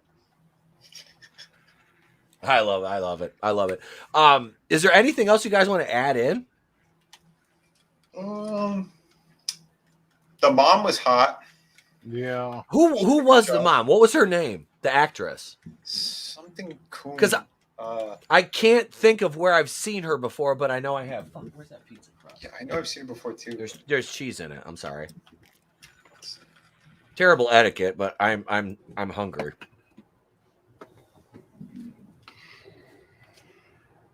Yeah, it's nice to get a movie. It's nice to get a movie like this in this day and age. And the mom was Carrie Coon. Yeah, that was it. Carrie Coon. What else has she been in? That's a good question. Because she looks super familiar, right? Yeah, she's been in other. Oh, she other was in things. Avengers, Infinity War. Was Who the hell she? was she? She was Proxima Midnight. Oh, I know where she's from. She played a cop. Where the hell is it over here? She was Proxima Midnight. Yeah. She did a TV series of with what's his face? The sheriff. Fargo. Fargo, that's it. The TV The series. TV show? Yes. Yeah. She That's was where- fantastic in Yes. that. Dude, Fargo, the TV show, is wonderful. Polly says the mom was a hot idiot. Yes, Polly. Yes. Yeah. And Godzillionaire says Fargo. Yep. Yes. Just like the Dune mom. They can both be my concubines. Oh, dude. Rebecca Ferguson and Dune can get it. Oh, my Yeah. God. She Oh was- yeah. She Okay, is so fantastic in everything. When she had the Benny Gesserit gimmick with like the face covering and shit, I was like, am I attracted to burkas? she's that a right for really a Jewish person? she's really good in that in the sequel to The Shining as well. I've never seen it. Hail Dr. Chris Fisk, man. whatever. Dr. Doc- Sleep. Dr. Sleep. If you see Dr. Sleep, I highly recommend you watch need the to see director's that. cut. Director's cut. Okay. That movie was excellent. Chris Fisk, man. Winston was awesome in this film. Brother be bankrolling the ghost corpse. Yes. Hell yeah. Yeah, because Winston made his money. And good for He made Winston, bank. because if we remember back to the original, Winston was like just a blue collar working Joe. Like Venkman was quote unquote a scientist. You know, Egon and Ray were serious scientists. Egon even a little bit more because he was a brilliant research scientist. But Winston making his windfall in the financial area is awesome. And that was another thing I want to say. The original cast coming back, that was not contrived at all. It worked perfectly well. Mm-hmm. It was Everything about that. It was, yeah. And they kind of got, they got knocked around a little bit, which worked. It went with the original. You know what I mean? Everything continuity wise was good here. Yep. It was good to me. Love hot chicks and sci-fi. Absolutely, dude. For sure. Absolutely. That's why, what was the chick in Terminator Rise of the Machines? Kristanna Loken. I used to watch what the hell show. She was in a sci-fi show. Joe, was it Jawbreakers? She was such a hottie. Yeah, it was like Jawbreakers or something. Oh, She was just like, she was hot. And I'm like, this show ain't that good, but I'm just going to watch it because she was in it. Mm-hmm. Dana Barrett mid-credit scene was nice too. Oh, absolutely. The buzzer with her and Venkman. Yep. I want to talk about that. That was so funny. She just kept buzzing him for the hell of it. He was like, I mostly buzz the guys. I was like, it was great. That was. Yes, Sigourney Weaver's not like That one I weird usually child, look Pink at Little with Jane. much sex appeal, but she was hot in the first Ghostbusters movie. Oh hell yeah! Like damn. She looked damn good in there. Well, that's why I'm happy that they did something similar with the mom in here too, with the that dress, the look. It worked. It just all worked. Yep. But yeah, she was excellent in it, and I'm really happy too because it was very difficult to get Bill Murray first off, and then to have him do an extra scene like that because he's been notorious. Like you can't find him. The man. You have to fax. You have to fax him. Yeah, it's ridiculous. And I knew somebody who ran into him a couple of times because he loves to golf in Myrtle Beach. And one time he was super nice, another time he was a super dick. So he's one of those guys. He just does his own thing. And then he just randomly shows up in Fox News segments. Yep. Yep. He does. He's a trip. I was in Myrtle Beach when Tupac died. Son of a bitch. Tony, is there something you need to tell us? Hey, I was out of Las Vegas when he died, so I have my alibi. Right. All right. I need alibis. But I want to take a look at this review. This is from the film stage. I found this. I can't remember where I was. I think somebody posted this in the Bounding into Comics group on Facebook, which I'm back in Facebook jail, but I'll be out in time for Christmas because I'm a recidivist piece of shit. And you know what? I made a legit criticism. Some fucking third wave intersectional side shave, purple haired land whale hide behind an anime profile pic called me a misogynist. And I called out exactly what she was and said, "Who hurt you, sis?" Bam, fucking 30-day or like 8 hours later, I get, "You're banned for 30 days. I'm like, fuck did I do this time? Oh, shit. Ridiculous. How many times did I say my sketchbook 340's name because he showed up? What's up, SA? Welcome. Can I Welcome say to my it? sketchbook. It's not communists wanting, mommy government to take care of them. That's one of the worst results, or bullying jurors into making the wrong decision. That's one of the worst results. It's Ghostbusters Afterlife. This is the epitome. Jesus. Right? This guy that wrote this, I think it's a guy that wrote this review, or an it, I don't know. Ethan Vethby. Ethan, hey, Vinny, this sounds familiar. What's I wonder if that? he's from the land of the gay frogs. Oh, I don't know. If he's drinking the water in Jersey, he's definitely gay. Just like the frog in Jersey. Ooh, here's an ad for an Escalade. Band.video, Infowars.com. This is fucked up because when you talk about buying something and then the ad shows up, there's an ad for Escalade over here. They're reading my mind. Shit. Look at that. I'm gonna get me an Escalade with 845 subs on YouTube, baby. I must not have that YouTube money yet. I don't have that YouTube money yet. I can't get it. Ghostbusters Ghostbusters Afterlife review. Jason Reitman's sequel is one of the worst results of our infantilized culture by Ethan Vethby. How much you want to bet this is a soy boy? I got it. Let's. Well, the name alone. No picture. She's very picture. soy. Somebody we'll have to look him up on Twitter because he's on Twitter. Let's see here. So he says this is fucking great. Like seriously, this kid was awesome. Podcast, he was greatness. He really was. Close that Jungle Cruise ad. I'll get hit with a copyright. This is just the way it starts out. And this is supposed to be a review of this movie. So this is what we're gonna go through this, and then we're gonna close it out. The once prestigious Jason Reitman has I'm a little buzzed. I'm a little frustrated. Has remarked that after 5 consecutive box office bombs, he felt the need to make his own Ghostbusters to finally confront the legacy of his father, Ivan. If we take this statement at face value and not as a wholly disingenuous about face, perhaps Reitman Jr. should have done the confrontation in person at Reitman Sr.'s long-gone downtown Toronto restaurant, where the gimmick that was the chicken was uncooked or whatever. It may have humiliated far fewer people in the process. What kind of stupid fuck? I'm sorry. No, go ahead. You're still going. No. I purposely stopped there. So that's right from the get go. Like this guy, you can tell he's sitting there still fapping to 2016's piece of shit, Fat McCarthy movie or whatever the fuck her name is, and the other talentless hacks from SNL. You could already tell he was screaming for a sequel to that lump of shit of a movie. You could already tell.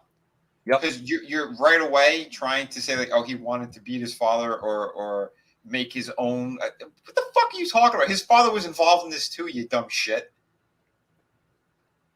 But continue, my friend. No, you're fine, brother. Tony, do you have anything you want to add on that first paragraph? I'm so sorry. My wife just texted me something. I might have missed it.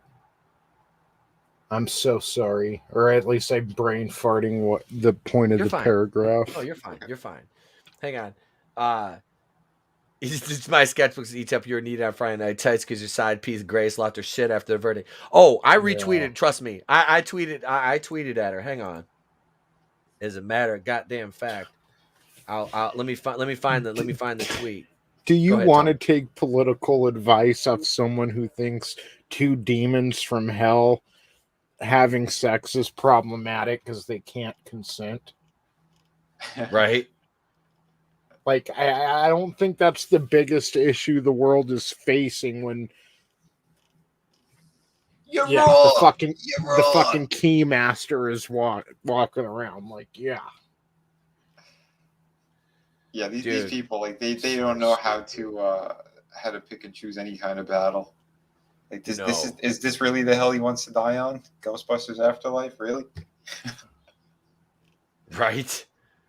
Like, I don't think this is where you want to go with this, know? This movie had class all around. Yeah. Class and respect.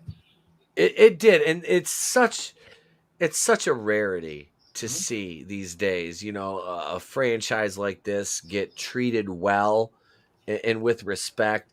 And then to have somebody kind of poo-poo that like this guy does with this quote unquote, review, which is not well, let me get it. We'll get into it a little bit more They're because trying to get notoriety, going against the grain.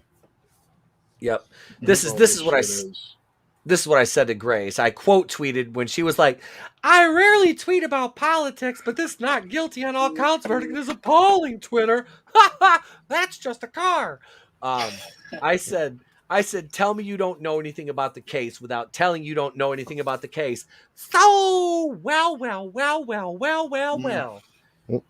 we That's know all that love for Hollywood comes with support of pedos as well. Yeah. Well, that's Yep. all they were doing. That is all they were Yeah. doing. They were just pushing it everywhere. Really? You're gonna defend the pedo who again, like Tucker Carlson said, he lived. I mean, he died the same way he lived, trying to grow up an underage child. Yeah. This is just disgusting. I love that Miranda Devine. She put out, I think, in the New York Times, like it was 10 or 20 facts about Kyle Rittenhouse, and she broke it down. She broke down everything that the media got wrong, and they purposely got wrong. He did not shoot any black people. He did not bring the gun over there. He was giving it to him. They wanted him to stay there to help. She broke it all fucking down, the facts from the trial, not made up, not horse shit. And you saw almost every single Dem or libtard fucking mayor or governor was trying to incite people to start shit yesterday. Yeah. Hey, there was some looting in New York last night, and you could tell it was for justice because they looted a fucking Louis Vuitton store. But I'm gonna jump back into this because I could go on. We'll talk about this shit Monday night a little bit actually. This is bringing us another franchise entry after the All Girls reboot from a half decade ago performed slightly under expectations. Okay, that movie did not slightly perform under expectations. That movie lost a couple $100 million. Let me look up the exact number because the Ghostbusters Answer the Call. It did. It lost. I doubt Tom's still in the chat, but I think it was in the neighborhood of around 200 million, please. Because Wow, that's a lot of pesos. yeah. Let's see. Okay, so the budget was 144 million. It says it made 229 million worldwide. So That's even if you horrible. go by the 2.5 times multiplier, Mm-hmm. it still lost almost 100 million. Yeah, because of advertising and everything else. And don't forget, they made figures as well.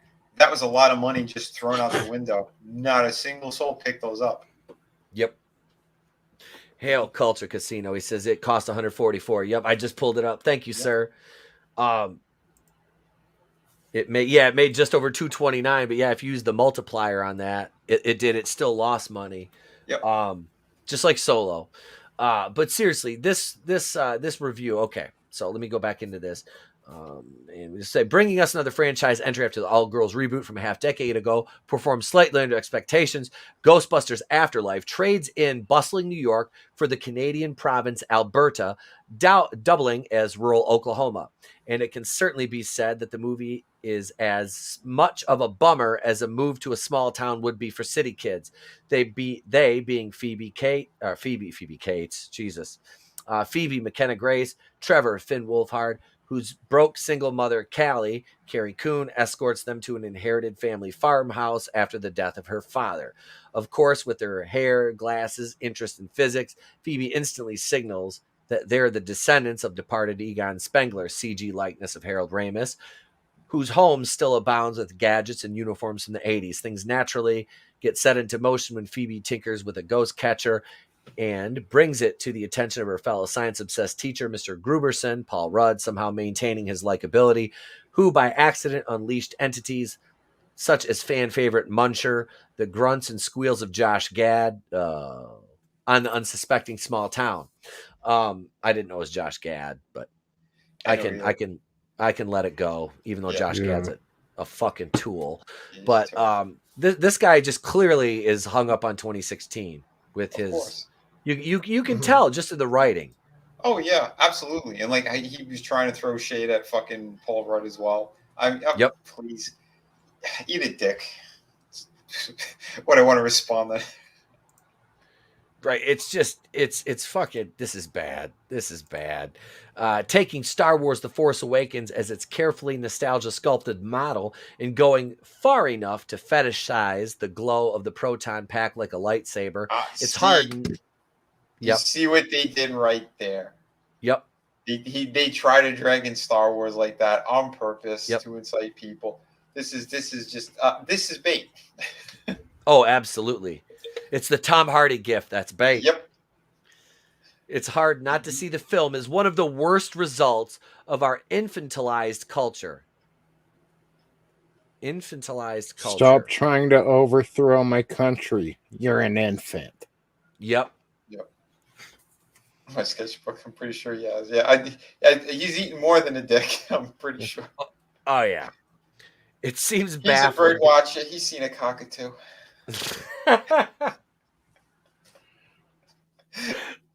He's always made me fucking snot, bro. Sorry. Hail Tommy and the Guinea Pig Collective. What's up, brother? Maybe I should do jokes like that as Fauci. Oh my God. Nobody wants or Mike Lindell. Nobody wants to see their mom busting ghosts. I'm sorry, but they don't. Right. And that's what Melissa McCarthy was. I mean, I still don't understand the fascination with that woman. She's never been funny. Yeah, she's been moderately funny in a movie here or there. That's it. That's as much as I'll give her. And she's just, I don't know. She's just like this joke of a person that they want to keep putting in everything. Like they think she's going to save movies. No, she's not. Yeah, no. The only movie she was in that was somewhat funny that Paul Feig did was Bridesmaids. And that was mostly because of Kristen Wiig and Maya Rudolph. No, I never saw it. A movie I saw with her was had what's it, Jason Bateman in it, and she was some kind of con artist, and she ripped them off. I've never seen that one. Yeah, she was pretty funny in that, Okay. but it's mostly because of him, right? Because there was a back and forth. You had I can't wait for a fucking another season of Ozark. Oh, him. dude, I can't wait either. The They said it's going to be broken up into 2 parts, though. Okay. All Yeah, right. that's what I can deal with that. I can deal with that as long as I get more of it. Oh, yeah. Identity Thief. That's what it is. That's Wait, it. Melissa McCarthy's funny with the right person down, like Mike and Molly, not a good lead. You see, I never watched Mike and I've seen a couple episodes, but I wasn't like a watcher of it. Right. Again, she's not a superstar. She's okay in some things, but dude, she was not going to hold a franchise. Sorry. No, not at all. Not happening. Let's go back to this. It says, it seems baffling considering what made the original Ghostbusters worth watching years later are things like Bill Murray's expert timing of, yes, it's true, this man has no dick. Not the dated effects wizardry that pales in comparison to the Spielberg and Zemeckis films of that time. Like, does this guy have no joy? Apparently not. When you sit in that many dildos every day, it's got to do something bad to him. Sadly, whatever smart aleck virility Bill Murray or genuine weirdness Dan Aykroyd brought to the proceedings is gone. Though this seems most likely because Gen X fans of Ghostbusters are disappointed they didn't grow up into the figure of 80s yuppie cool the original trio represented and instead want to be stuck in the childhood when they saw it. So luckily, we have a band of underage wisecrackers to take on a slick CGI iteration of the original villain Gozer. And what did Leslie Jones bring to the fucking table? Exactly. Nothing. Please. And did you see right away Gen Xers again trying to 40-year-old men live in the basement of their you could see it. They're just trying to reword it. It's the same shit. It's so transparent. This person's just an asswipe. Yeah. Right. Let's see.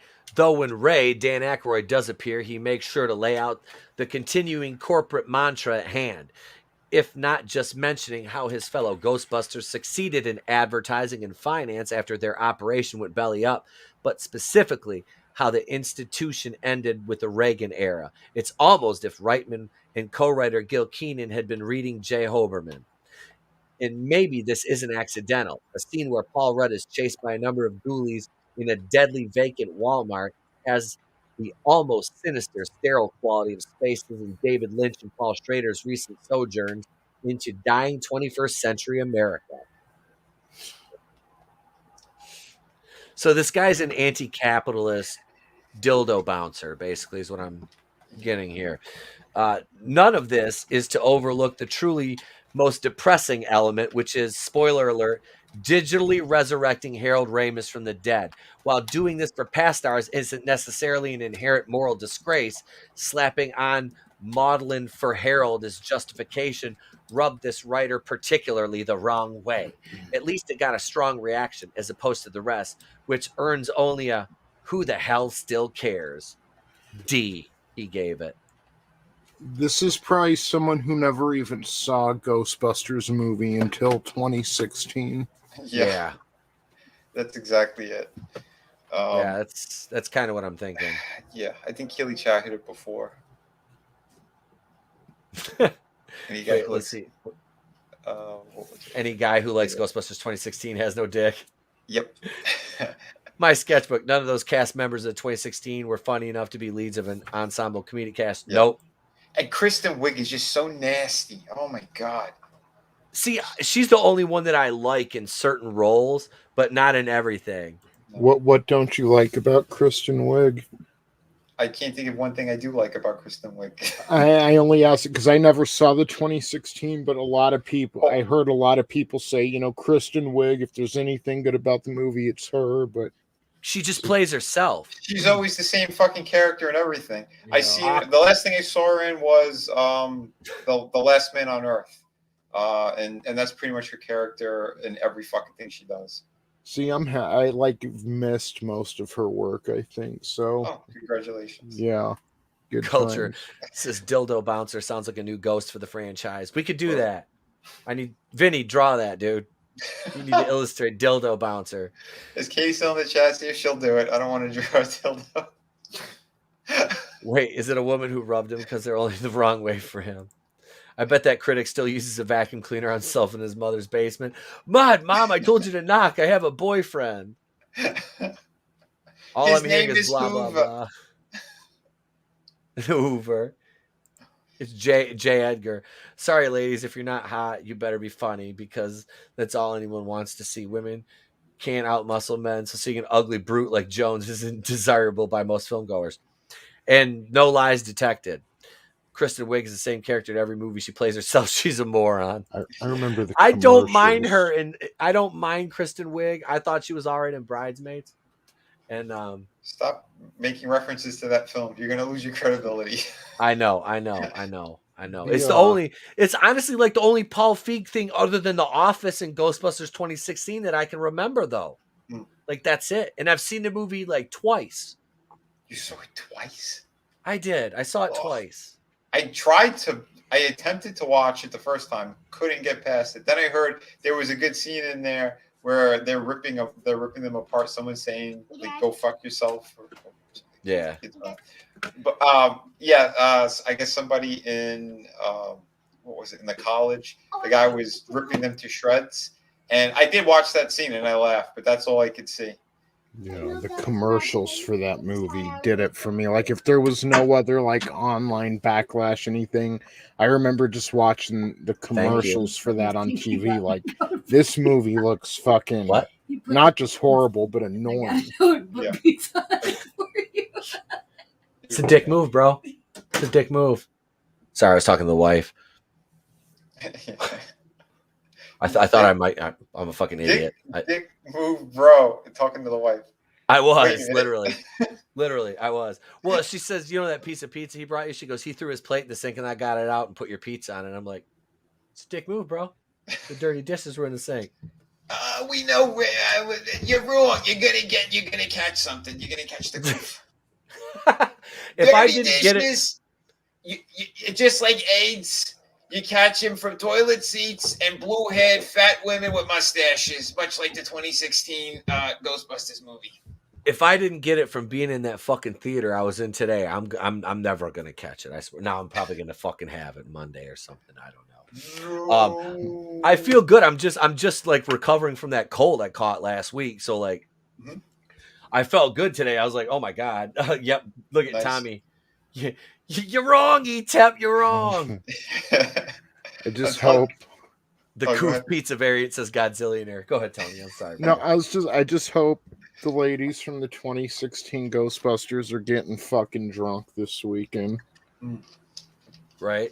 I hope they're crying. I hope which they won't, but I hope the thought goes through their mind, maybe they're not sexist. Maybe I'm just untalented and annoying. Yeah, they're very untalented. That Blama was even. She's the worst fucking thing on the planet. I don't even know what the hell her name is. Wait, which one? Kate in Ghostbusters 2016? Yeah. Kate McKinnon? Okay. Yeah. Whatever She's that the one is. that does she's the one that does all the Hillary Clinton skits on gross. Saturday Night Live. Go figure, she's a lesbian. Are you shocked? I am not. She's a lesbian just like Hillary is. Sure. They couldn't get real dick anywhere, so they had to go.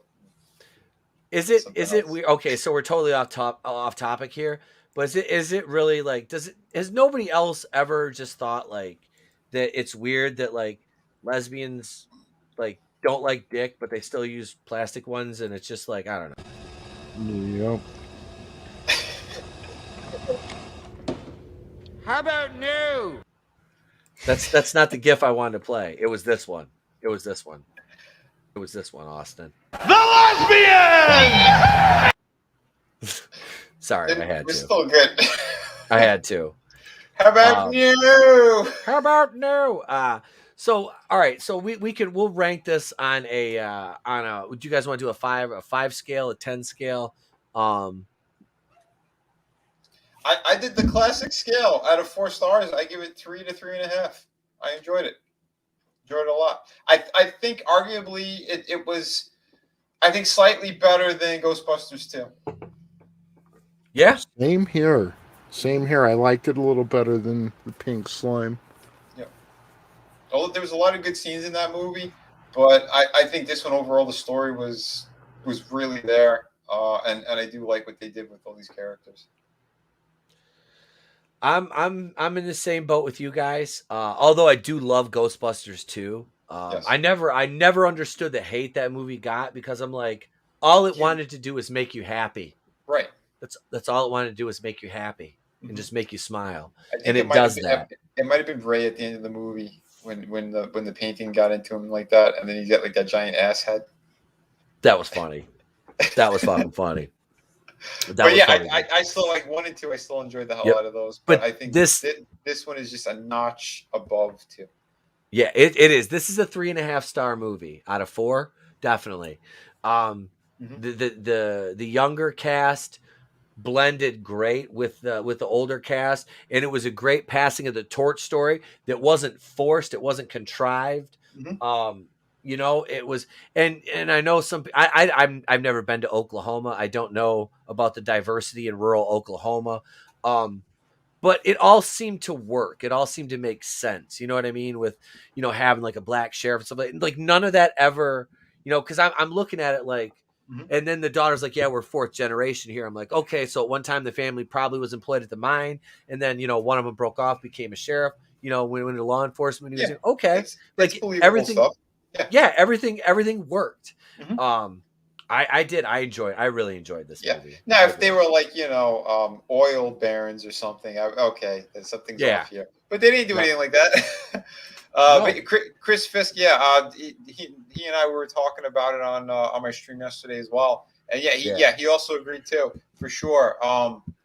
Nothing really beats the original, and you're not going to, because that's what the whole thing was. I mean, it started from there. Without the original, you're not going to have it. But everyone in that film, everything that movie was truly amazing.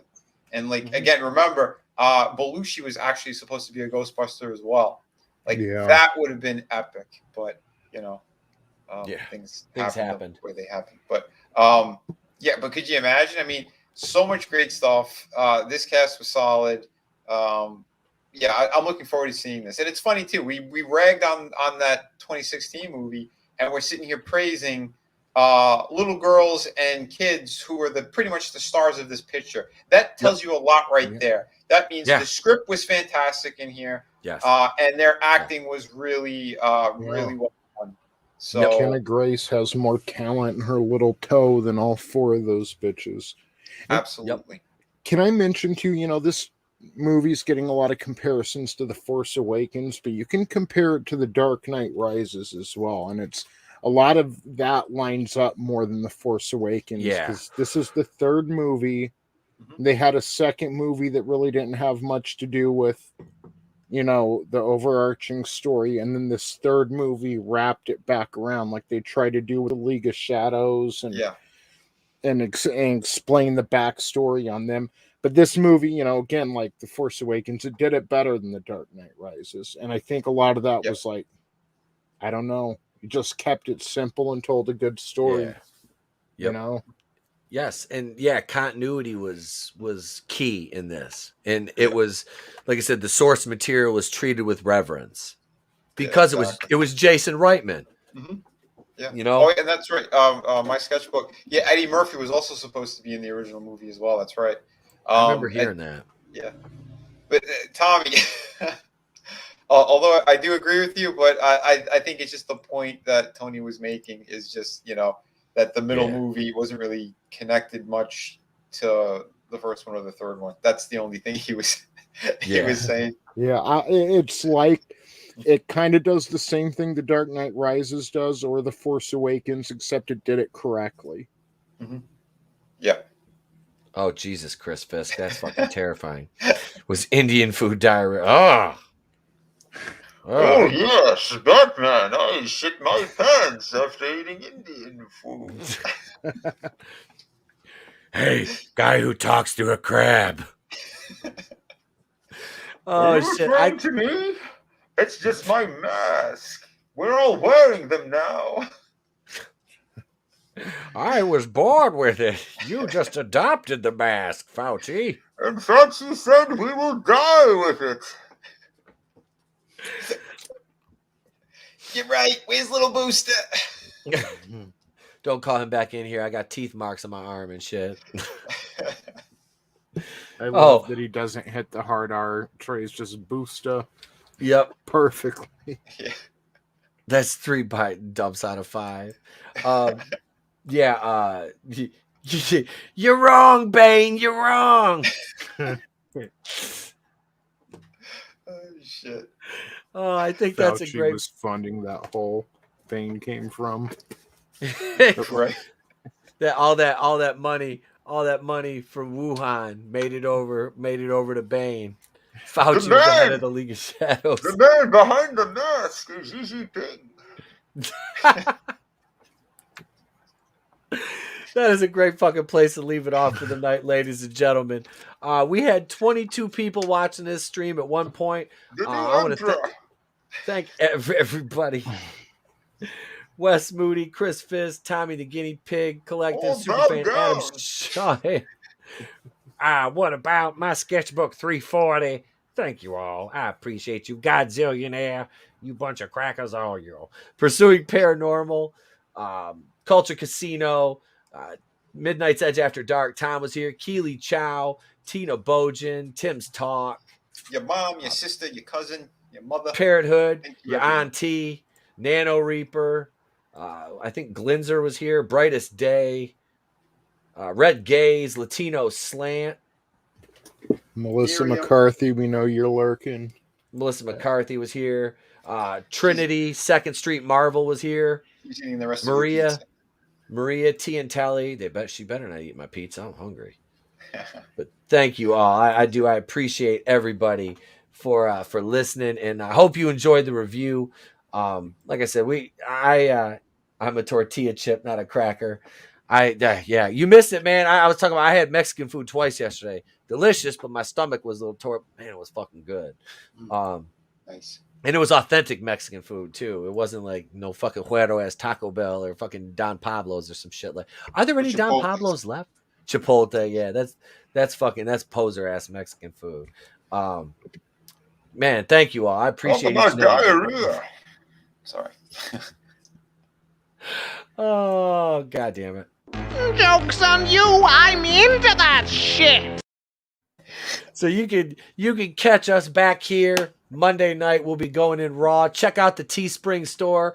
Just go to Teespring and search "Going in Raw" or the place to be ETEPs, the place to be reviews, and you'll pull up over there. I just lowered some prices down to where I'm literally making nothing on the shirts. I try to chop some prices down, so if y'all want them, they're a little bit cheaper. So yeah. We got the place to be reviews hoodies, the Monday Night Going in Raw hoodies. We got the Egyptian logo. That's it. Peddle your goods. I am. We've got the picture Katie drew right here. Me and Trey. We got the Diarrhea is Cool hoodie. That's out.